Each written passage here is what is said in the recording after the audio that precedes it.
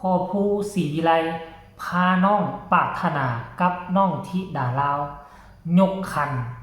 ยออันเซินแม่ฮันนี่ขึ้นมาเป็นบรมครูประจำโตอยู่ในบ้านศรีวิไลทักทายสวัสดี FC แฟนคลับฮอบเด็กกันแล้วกันมาพบมาพ่อกันคลิปนี้บ่คิดบ่ฝันว่าพ่อผู้ศรีวิไลจะเฮ็ดถึงขนาดนี้ถามว่ามันเป็นเรื่องดีบ่ดี 100% FC แฟนคลับแม้แต่โตเจบ่ลาวกาบ่คิดบ่ฝันว่าพ่อผู้ศรีวิไลจะคิดได้ขนาดนี้เอารูปเมฮันนี่มายกขันขึ้นมากาวอันเซิร์นเมฮันนี่ขึ้นมาเป็นบรมครูบ่ได้เซิร์นมาเพียงแต่โตเมฮันนี่เซิร์นเอาน้ำเสียงของเมฮันนี่เวลาที่น้องธิดาลาวกับสามสาวศรีวิไลมีการไปห้องไปคับไปล่ำอยู่ม่องใดก็ขอให้มันมวนขอให้มันไพเราะมวนสนอหูคือกันกับเสียงเมฮันนี่ว่าสั้นเด็กโอ้โหคนนาวลุกคนนาวแตกตอนกลางดึกทานผู้ชม FC แฟนคลับเจเบาเล่าหาก็ไปหาอยู่หากินกลับขึ้นมาเห็นแล้วก็ฮีบฮ้อนมาเฮ็ดข่าวก็หวังว่า FC แฟนคลับผู้สินอนรับไหลแล้วก็มีผู้ที่ยังบ่ทันนอนก็หลายโดยเฉพาะที่ FC อยู่ทั้งแคนาดาสหรัฐอเมริกาเบลเยียมเยอรมันฝรั่งเศสเหล่านี้เป็นต้นและก็ทั้งพี่น้องฝั่งไทยผู้ที่เฮ็ดเวียกกะกลางคืนเห็นคลิปนี้แล้วก็ส่งข่าวคอมเมนต์มาโอมาลงกับเจบอลาวได้ทานผู้ชม FC แฟนคลับอันนี้มันเหนือจินตนาการที่พวกเขาคิดเอาไว้พอผู้เฮ็ดแท้ทำจริงเขาลบนับถือบูชมบูชาเทิงขั้นเอายกขึ้นมาไว้คาเฟ่นอนนาให้ลูกสาวได้กราบได้ไหว้ได้ขอพรกันทุกมือสำหรับตัวน้องธิดาลาวกับบ่ปฏิเสธเนาะเพราะว่าเมฮันนี่กับซัมผู้หนึ่งที่มีบุญมีคุณเอาเพลงของเพิ่นมาห้องเนาะห้องไปห้องมาถึงขั้นได้มาเกือบ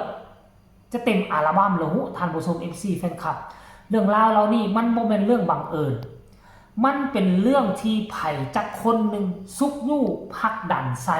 จึงก่อให้เกิดเรื่องราวดีๆแบบนี้กับน้องธิดาลาววันนี้พอผู้ศรีวิไลกับคงจะคิดแล้วแหละ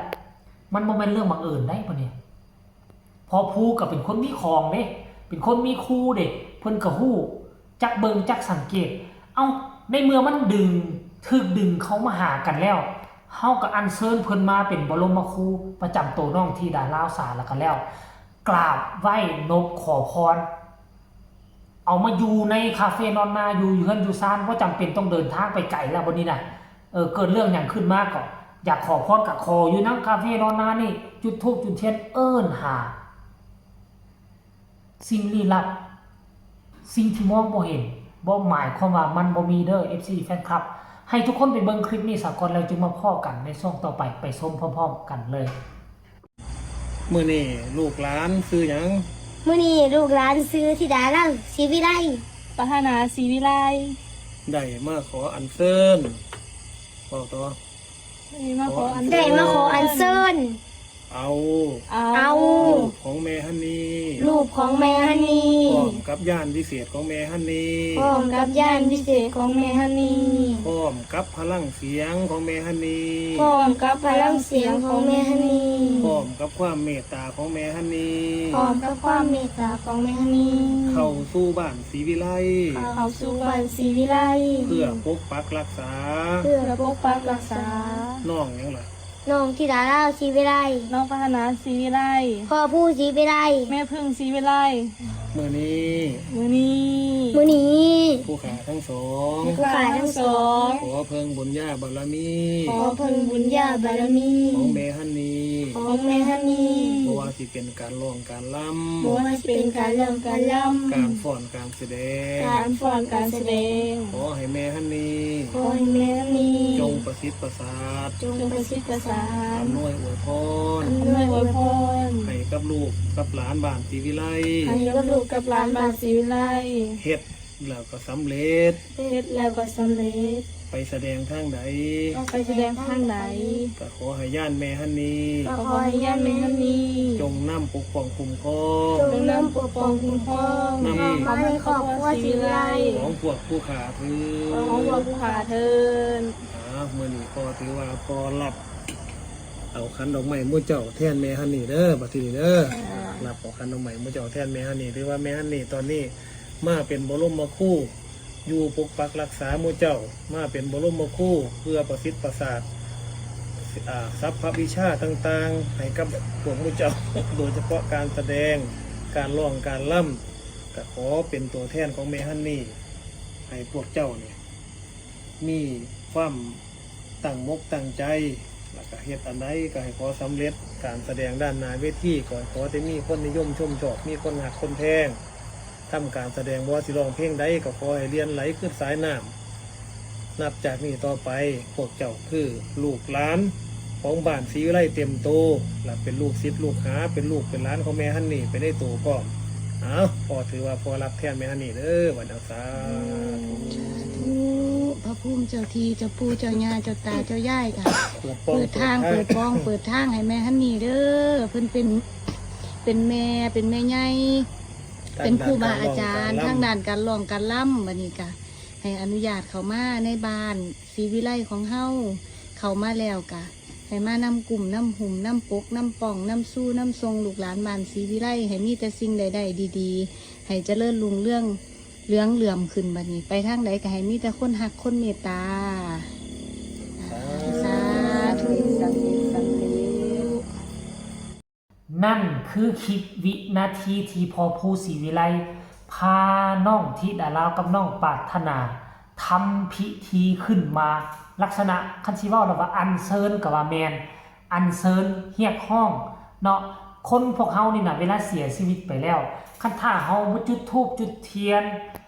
บ่บอกบ่กล่าวบ่เอิ้นเข้ามาในเฮือนนี่บ่สามารถเข้ามาในเฮือนของเฮาของพวกเฮาได้ความเชื่อของลาวของไทยของศาสนาพุทธเชื่อคือกันว่าเวลาคนที่ล่วงลับไปแล้วถ้าเฮาบ่จุดธูปจุดเทียนบ่ยกขันยกขึ้นอนุญาตให้เขาเข้ามาบ่สามารถเข้ามาในเฮือนเฮาได้เพราะในเฮือนของพวกเฮามีเจ้าที่ก็คือศาลพระภูมิและอยู่ในเฮือนเฮาก็มีพระพระนั่นพระนี่ที่เฮานับถือเฮาเอาขึ้นหิ้งขึ้นห้างไว้คันถ้าเฮาบ่ครอบบ่เรากลุ่มคนเรานั่นก็บ่สามารถที่จะเข้ามาอยู่เฮือนซ่านบ้านซองของพวกเฮาได้เพราะฉะนั้นเบาภูศรีวิไลพอภูก็เลยว่าเฮ็ดพิธีอัญเชิญอย่างเป็นทางการถือว่าว่าอย่างเป็นทางการแล้วล่ะหาเฮียกบ่ได้เฮียกบ่ได้หาแต่แม่ฮันนี่มาหาให้เอาเสียงมาพร้อมเอาเสียงเว้านัวหัวมวลเสียงคับเสียงลำคับลำแนวใดให้คนอื่นติดอกติดใจให้นำเอามาพร้อมเอามามอบให้กับตระกูลศรีวิไลบ่ว่าจะเป็นน้องปรารถนาน้องไอน้องธิดาลาวบ่ว่าสามสาวนี่จะไปห้องเพลงอยู่บนใดก็ให้คนติดอกติดใจว่าซั่นเด้ท่านผู้ชม FC แฟนคลับสิ่งที่มองบ่เห็นบ่หมายความว่าเพิ่นบ่มีเฮ็ดแบบนี้เอาไว้มันก็ดีแล้วมันจึงจะดีต่อใจจิตใจจะได้สบายเวลาขึ้นแสดง